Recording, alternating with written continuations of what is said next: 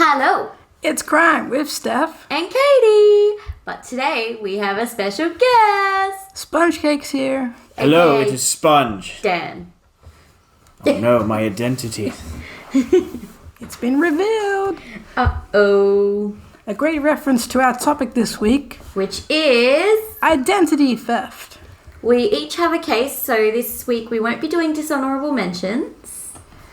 It's okay, guys. You have 3 cases. It's still good. Yeah, it's a lot of cases. Good amount And of cases. Katie's going first.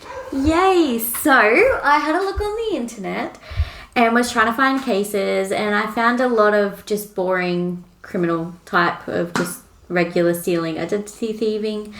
So, I decided to go with something a little bit fun.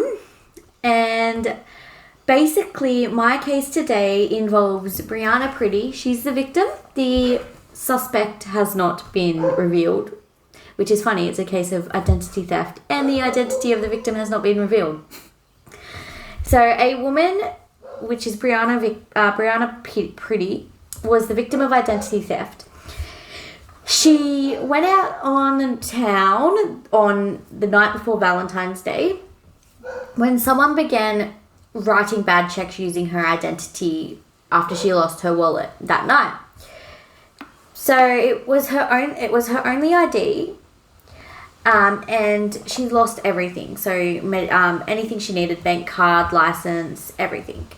And she worked at Applebee's. And one day she was working at Applebee's and this group of people came in. 4 people came in, sat down, and started ordering drinks.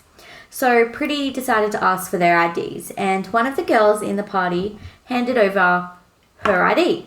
So not her ID, but Pretty's ID. The suspect didn't realise that the ID she handed over was that of Pretty's. So Pretty played it cool and just told the customer she'd be back in a minute with their drinks. She went straight to the phone out the back and called the police. Unfortunately for Pretty's alleged identity thief, the stolen ID wasn't her only problem. She also had illegal drugs in her possession. Those drugs were possessed for the purpose of being sold. So she was going to sell these drugs. The woman, whose name has not been released, is now facing felony charges. These charges include theft, identity theft, and criminal impersonation. Brianna was quoted saying, "I don't know how I kept it cool. I was shaking. I wanted to jump across the table and go at her. When the officers arrived and arrested the woman, they found that bizarrely she didn't even need the ID. She was 26 years old." Nice. She was charged with all of those charges, plus more are expected to be added after the police and that go to court for... Finding out that she's a drug dealer. Basically, yeah. Police spokesman Steve Davis called the incident a shot in a million and said the suspect was a dumb criminal who is in a bit of hot water. Pretty said, "I am the 0.0000001% that happens to." Police said it was one of the most bizarre coincidences they have ever seen. So Imagine just like someone approaching you. with your ID. Yeah. Like, "Oh, hey, yeah, here's my ID." Like, and then you're just like, "Wait a minute. Yeah. That's me." Like, Pretty cool that she played it cool, isn't it? I don't know what I'd do. I don't know if I'd be able to play it cool or be like, "What is Yeah. this?" Like, this is America. Does she have a gun? You know. Yeah. Just like, freeze, asshole. True. Free. True. It's like, wait, you're mean. That's illegal. You just thefted my identity. Oh, look, there you've got me saying the word. Thefted. Your identity has been thefted. But you have given yourself away this time. Yes, And so also given away that you're a drug dealer as well. Nice. 2 for 1. Yeah. Your turn, Steffi. Your All right. So in June 2019, so pretty recently, a flight attendant at Milwaukee Mitchell International Airport discovered a lost wallet. Inside, she found multiple identity cards and credit cards issued in various names. On one of the IDs in the wallet was for Robert Martin, but there was another ID issued with the same photo but a different name. The Southwest Airline gate crew immediately notified airport authorities and the county sheriff department quickly located Martin on the plane, who identified himself as John Smith, the name printed on his boarding pass. A woman sitting next to the man at the time denied knowing Smith, and after searching the woman's carry-on, deputies found instructions on buying and using stolen social security numbers, files with profile of people, and files of bank checks. After confirming Martin's real identity through fingerprinting, the sheriff's office determined he had a long rap sheet of fraud convictions and was on probation. His female accomplice was also identified as Dal Farrar, very strange name, even though her boarding pass was issued in another name. Investigators contacted the real John Smith, who had reported that he'd been an identity theft victim, and his credit had been ruined. Will the real John Smith please stand up? Please stand up. Please stand up. I feel bad for John Smith, but having a name like that, you should expect to have your identity stolen. Yeah, exactly. Just saying, I think there's a statistic on how many John Smiths there are in the USA. You should be, if you're a John Smith, you gotta be walking around in life ready to have your identity stolen. You gotta be having your guard up all the time. That's the life of a John Smith. So the most common name in the world is John Smith. I wonder how common Jane Doe is. Jane Doe. Abdul is very popular as well. Ali. Yeah. What's the other Muhammad? one? Yeah, Muhammad. Yeah, Muhammad. There are 47,863 people in the USA named John Smith. Damn. That's a lot of people named John Smith. They've got their own clan, don't they? There's the John Smith clan, and they just made a cult. Yeah. Cult of John Smith. The cult of John Smith. That eligibility to enter that cult is just to have your name as John Smith. Yeah, and they have a whole ranking system, the leader Smith and deputy Smiths. Yeah.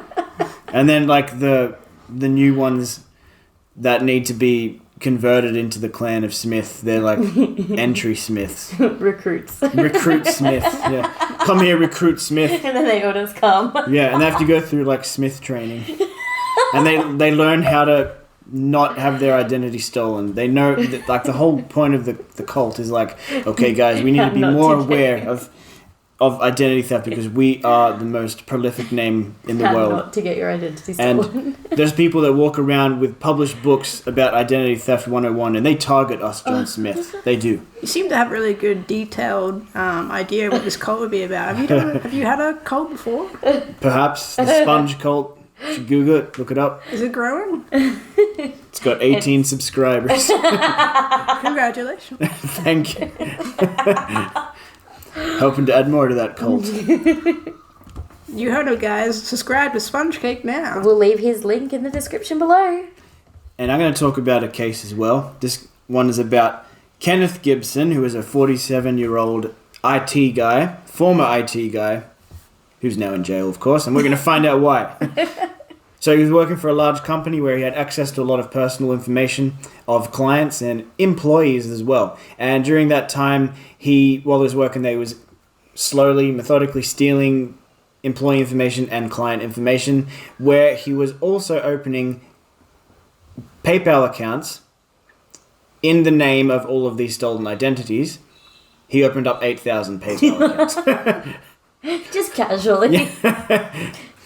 And then he'd be using these accounts to connect the clients' and employees' bank accounts to those PayPal accounts, then start withdrawing tiny amounts of money among these 8,000 accounts. He would make a pretty decent wad of cash with that. So, with all of this money that he was withdrawing from the 8,000 PayPal accounts, he was living very good lifestyle. He bought a boat, was traveling heaps, and he was gambling all of the money that he didn't own. Gambling other people's money. So fantastic. I'd be very confident in gambling that money as well. Putting it all on black. Yeah. And you just don't feel any remorse, or you're like, oh no, I can't pay my bills this week. Oh, that's all right. I'll just withdraw more of other people's money. It's nice. So by doing these small transactions throughout the years. He was living a very nice lifestyle, under the radar, not being detected, or so he thought. But eventually he did get caught, and it was through a mistake that he made. The police were on his tail, even though he thought they weren't. They were on his tail for a while, and they were just trying to find that perfect time where they had enough evidence to make charges. The way that they caught him was through this. He eventually got lazy. He got tired of making multiple trips to the ATM to withdraw all of these multiple transactions and live with cash and stuff. He instead requested that PayPal mail him checks.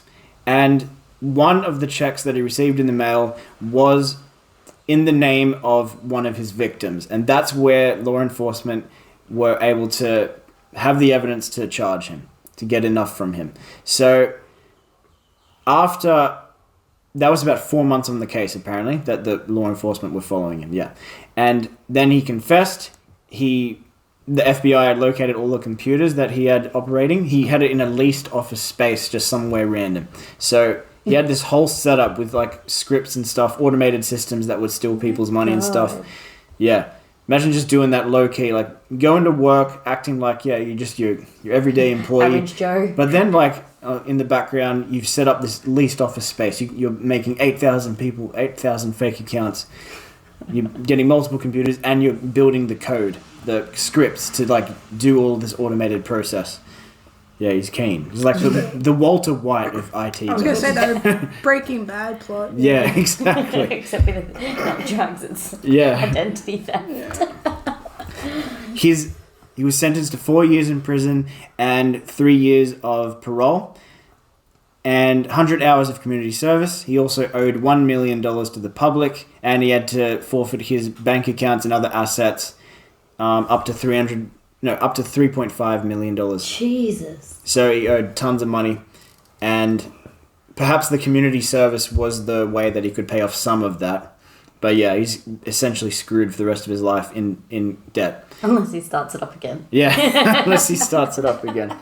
Yeah. I would have loved to have been the judge on that case. Like, how could you have kept a straight face when, like, the lawyers go, oh yeah, no, he created 8,000 PayPal accounts. Yeah, if anything, like the judge will be doing his like a Barack Obama impressed face, just like nice, but like he had to keep that a secret. It's like he had to keep the smooth judge face, even though like you're thinking in your head, well, that's impressive. Like low key, he was like, damn, this guy's good. I want this guy to be my accountant. I mean, I guess the police were good for catching him though. Like, yeah, they were on his tail for 4 months. Who knows how much they had to keep track of with all those 8,000 accounts. Keeping track of... What if he knew the police was on Australia? I feel like if he knew, maybe he would have went back to withdrawing from banks. Yeah, he wouldn't have like... Complacent. Exactly, yeah, he got complacent, but that's the problem. As soon as you get complacent in anything, like murdering people, like serial killers, like anything. Just casually murdering people. Anything. Like, as soon as you get complacent, you usually make mistakes and you get caught. Yeah, so you just don't get complacent.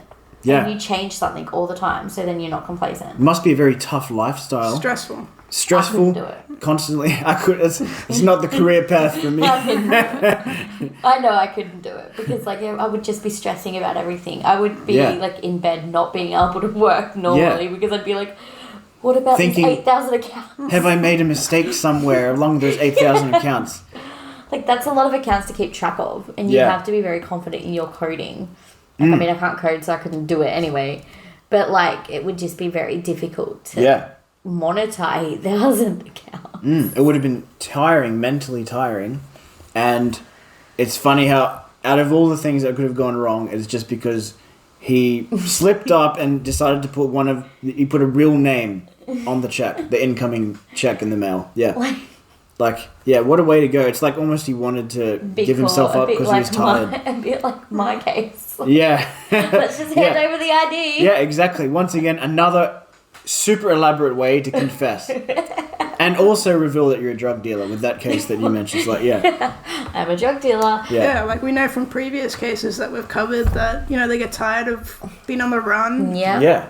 And, like, it's especially with my case, like, it's one of those things where if I was a drug dealer, I wouldn't want to do anything else illegal to get me caught for that one crime that I'm already doing. Yeah. So I wouldn't try and go steal someone else's identity, because then I'm like, well, if I get caught for that, I'm going to get caught for this, and then there's 2 crimes I get caught for instead of 1. Yeah, and it's like you're putting yourself out there more for the police to find different ways to arrest you, like to find evidence. You can just imagine her entering the prison and just everyone laughing at her. Yeah, exactly. Some people enter the prison, they're like, we found out you're a rapist, you're a serial killer, you're screwed. And they're like, this person's just like, we found out that you handed your fake identity to the person who owns that identity and just become the laughing stock of the prison.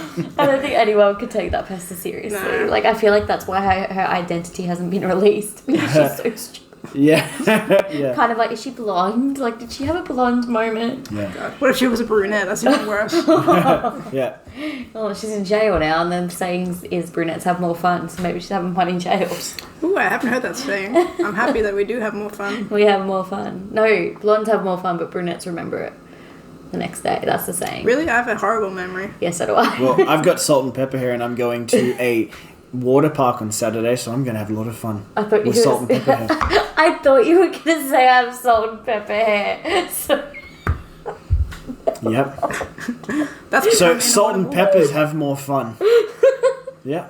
Is this a new saying? Without being criminals. Oh, Anthony is upset now. He's getting salt and pepper.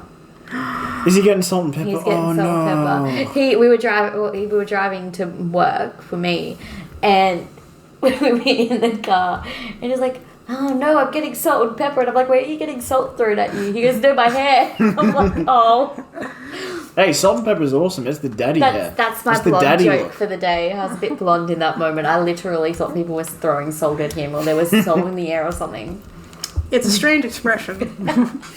Salt and pepper hair. Yeah. We're crafting it today, guys. Yeah. Start using it. If you got salt and pepper in your hair, Like and comment and let a person say know. salt and pepper coat. And if you don't, if you have brunette or or John blonde Smith or any cult, hair, you can have whichever cult you want. you can join Sponge Cult too.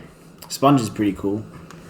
Yeah, he's got some great Magic the Gathering content, so check him out, guys. Yes, if you like Magic the Gathering or even The Witcher, Or if you like guys talking trash while playing video games. then like his channel. That have salt and pepper hair, but sometimes wear a hat.